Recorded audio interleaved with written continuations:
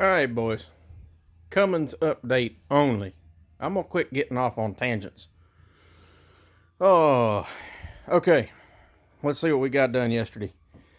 I got my breather hoses all finalized. Got the temp sensor all finalized. Got my water pipe for my bypass finalized. What I'm gonna do is I've got a ton of these little nutserts from back when I did lift kits. So I'm gonna cut this dude off just above this little tab. I'm gonna flip it over and I'm gonna weld it to my little bracket right here. And I've got an Adele clamp around my hose here.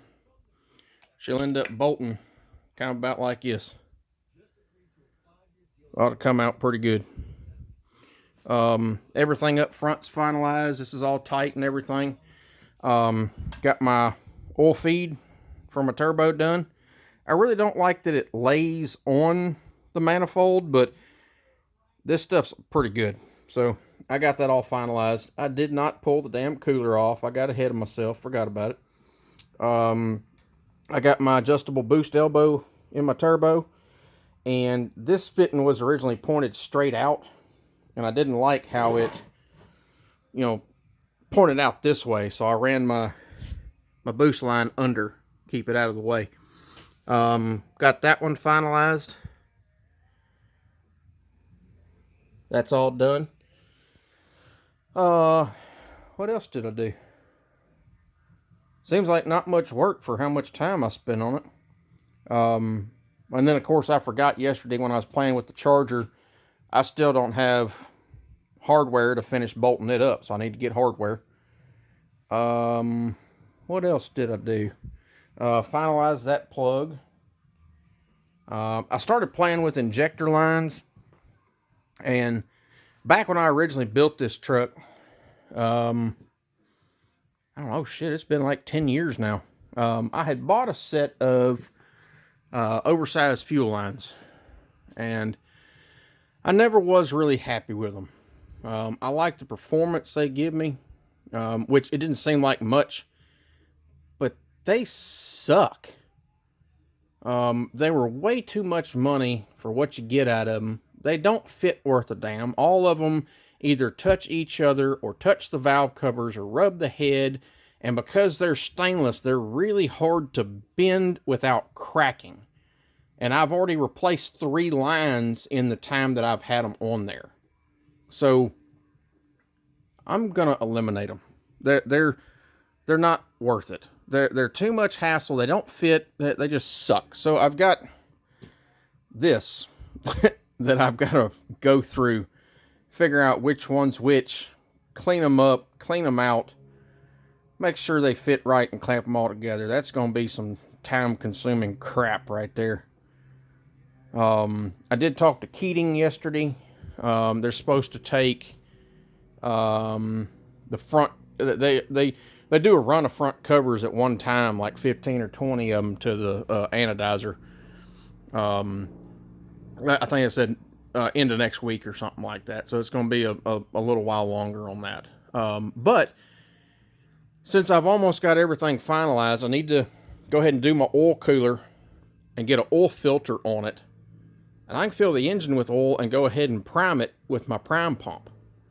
That'll make me feel a lot better, just getting a bunch of good juices flowing through the engine. That'll let me find any oil leaks.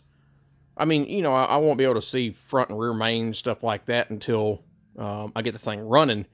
But I can make sure the oil cooler don't leak, none of my feed and returns for the charger leak, stuff like that. It's coming along, slowly but surely. Hell, I'm about out of money. I didn't realize how much I'd spent on this thing. And I still got to do things to the truck. I still got wiring to clean up and stuff to finish painting. And I've got to redo my transmission cooler lines. And, geez. So, but it's getting there. It's getting there. I did get the Ranger fixed up yesterday in the yard cut. And I'm doing some more work right now. I should have done this yesterday, but God, I've run out of time. So there's a little Cummins update. I got to figure out injection lines, and that's going to be a pain in the ass, because so the stainless ones don't rust. The mild steel ones that are factory rust, and they've been sitting in my barn for God knows how long, so they're rusty, full of dirt. I started working on them yesterday, and I was knocking dirt off all on the engine, and I was afraid to hook them up to the pump and the injectors because I got so much crap inside of them, and I put them in a pile and quit and went and did something else. But I got a lot done yesterday. Like I said, it seemed like an awful lot of work. I ain't got much to show. Oh, that's what I forgot. I meant to get me a fitting for my oil pressure sensor. The old block had NPT fittings, and you can see these seal with an O-ring. So I got to get me a fitting for that. My oil pressure gauge is just a mechanical auto meter gauge, and I've got a -3 braided line running the cab. I know it's not the safest thing, but I really like my mechanical gauges. I don't trust wiring. I'm old school. I like my stuff to work mechanically. Of course, on that note, I don't like mechanical gauges with that little capillary tube. I like mechanical oil pressure, and I like electric water temp. Just because those capillary tubes are a pain in the ass to me. But I got some stuff finalized, and I think I'm going to have enough. You know, with this thing bolted right here, it moves just enough. I should be able to get a socket on that back head bolt when I need to retorque.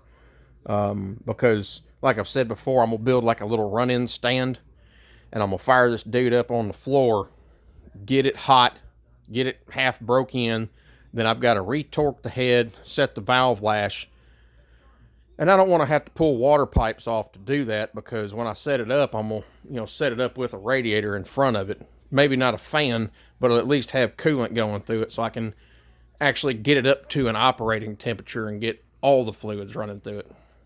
So, anyway, that's the update on the Cummins. I'm going to quit getting off on tangents. Cummins only. And then I'll do another video talking about bullshit. Anyway, of course, I got a daggum mess going on. Yeah. Cummins update. I'm going to get back to working on the old lady's car. I got a lot to do on it. As for now, we'll see y'all. Don't get none on you.